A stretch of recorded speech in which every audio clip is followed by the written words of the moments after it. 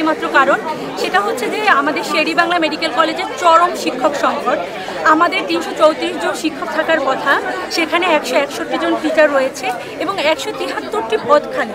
আপনি যদি ঢাকার বা অন্যান্য মেডিকেল কলেজের সাথে রিলেট করেন তাহলে দেখা যায় যে আমরা চরম শিক্ষক সংকটে ভুগছি। এইখানে মেডিকেল নলেজটা তো আসলে অনেক বেশি কঠিন। যদি টিচাররা আমাদেরকে প্রপারলি টিচার না থাকে তাহলে আমরা ক্লাস কীভাবে করব? আমাদের সপ্তাহে একটা কমেট ক্লাস থাকে, মানে কমিউনিটি মেডিসিনের ক্লাস থাকে। যদি কোনো ভ্যাকেশন চলে আসে ওই ক্লাসটা তো আমরা পাচ্ছি না। তাহলে ওই ক্লাসটা আপনি অন্যান্য মেডিকেল কলেজে দেখেন যে প্রফ তো একই টাইমে হবে, ঢাকা ইউনিভার্সিটির আন্ডারে একই দিনে প্রফ শুরু হয়, ওরাও একই দিনে প্রফ দিবে, আমরাও দিব, অথচ আমরা ক্লাস পাচ্ছি, আমরা পাচ্ছি না, ওরা পাচ্ছে। এই বৈষম্যটা কেন? এই বৈষম্য যাতে না হয় এটি নিরসনের জন্যই আমরা আজকে আবারও এখানে দাঁড়িয়েছি।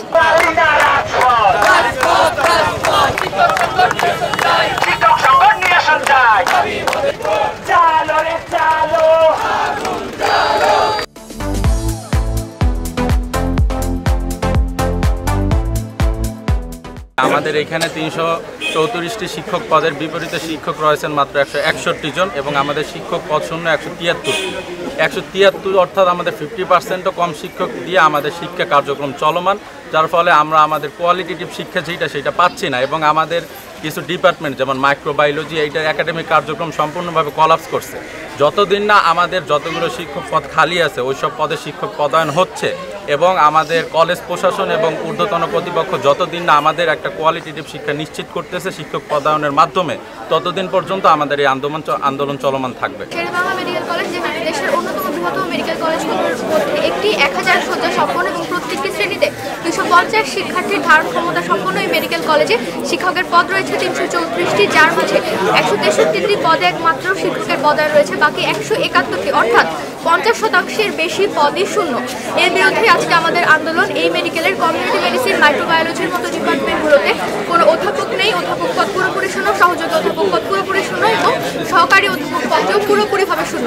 এমন অবস্থায় আমাদের শ্রেণী কার্যক্রম ব্যাপকভাবে ব্যাহত হচ্ছে। এর বিরুদ্ধে আজকে আমরা দাঁড়িয়ে এখন পর্যন্ত আমরা যেটা চাইছিলাম যে মন্ত্রণালয় থেকে অথবা ডিজি হেলথ থেকে আমাদের সাথে যোগাযোগ করে সমস্যার আশু সমাধান করবে, আমরা এটা ভাবছিলাম এবং আমরা চাইছিলাম এইটা হবে।